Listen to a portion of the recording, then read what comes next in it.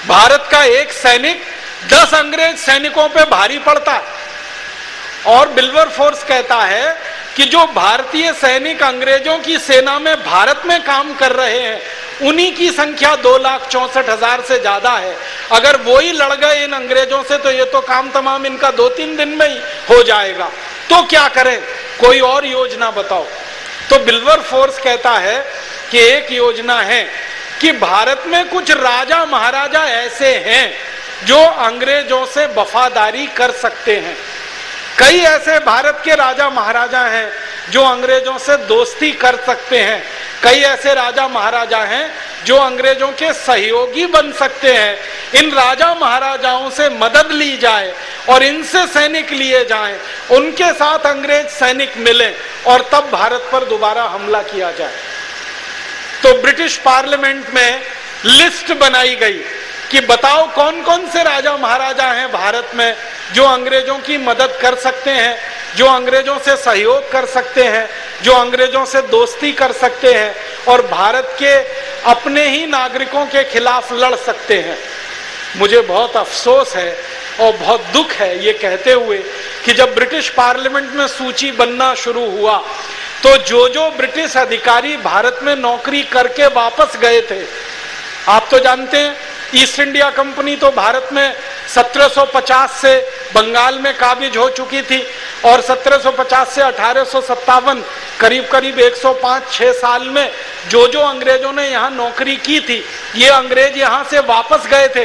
इन अंग्रेजों को पूछा जाने लगा कि तुम बताओ कौन राजा है जो भारत की बहुत मदद कर सकता है, कौन ऐसा सामंत है, कौन ऐसा जागीरदार है, कौन ऐसा ताल्लुकेदार है जो भारत में भारतीयों के खिलाफ लड़े और अंग्रेजों की मदद करे।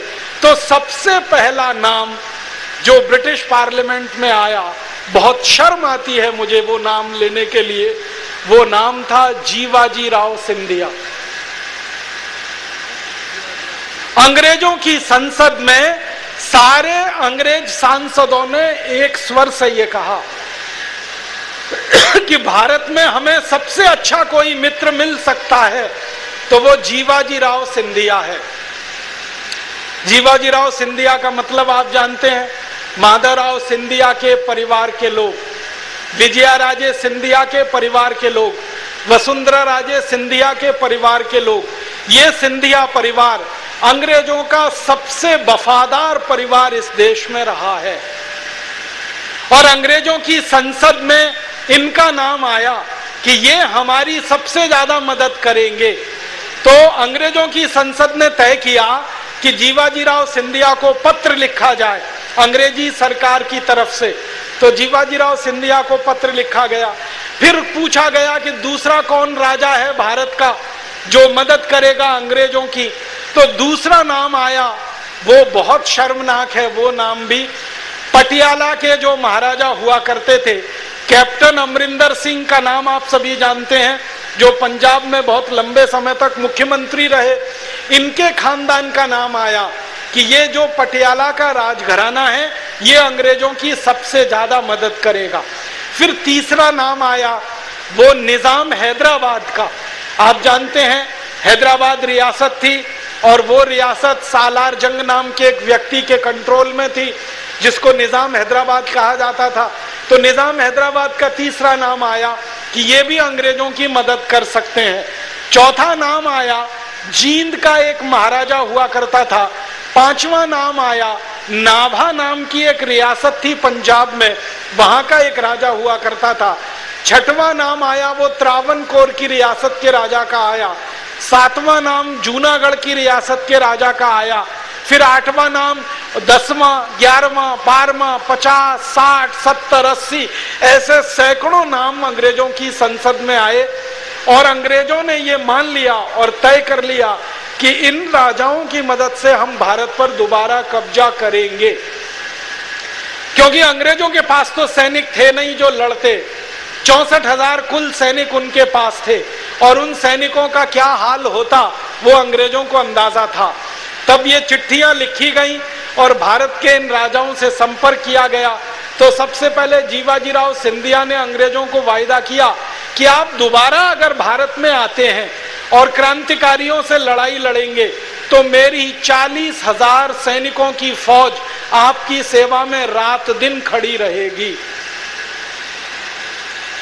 और ना सिर्फ 40,000 सैनिकों की फौज अंग्रेजों की सेवा में खड़ी रहेगी, बल्कि जीवाजीराव सिंधिया ने कहा कि 1 करोड़ से ज्यादा स्वर्ण मुद्राएं अंग्रेजों को मैं भेंट करूंगा अगर अंग्रेज वापस भारत में आएंगे तो 1 करोड़ स्वर्ण मुद्राएं और 40,000 सैनिकों का वायदा जीवाजीराव सिंधिया ने अंग्रेजों से किया। इसी तरह पटियाला के महाराजा ने वायदा किया, इसी तरह जींद के महाराजा ने वायदा किया, इसी तरह से नाभा के महाराजा ने वायदा किया।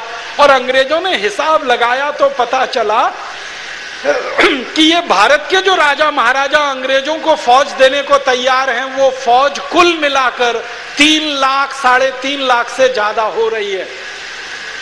तब अंग्रेजों को भरोसा आ गया और उनको लगा कि 3.5 लाख से ज्यादा तो भारतीय सैनिक मिल रहे हैं, 64,000 हमारे पास अपने सैनिक हैं। उनका गणित उन्होंने बिठाया और फिर अपनी सेना को भारत के लिए रवाना किया। और जब तक अंग्रेजों की सेना भारत में पहुंची, ईरान से आई हुई सेना और चीन के युद्ध की तैयारी में लगी हुई सेना, उसको भारत आने में समय लगा। जितना समय इस सेना को भारत पहुंचने में लगा, उतने समय तक भारत पूरा देश स्वतंत्र रहा, पूरा देश स्वतंत्र रहा, सारा भारत आजाद रहा।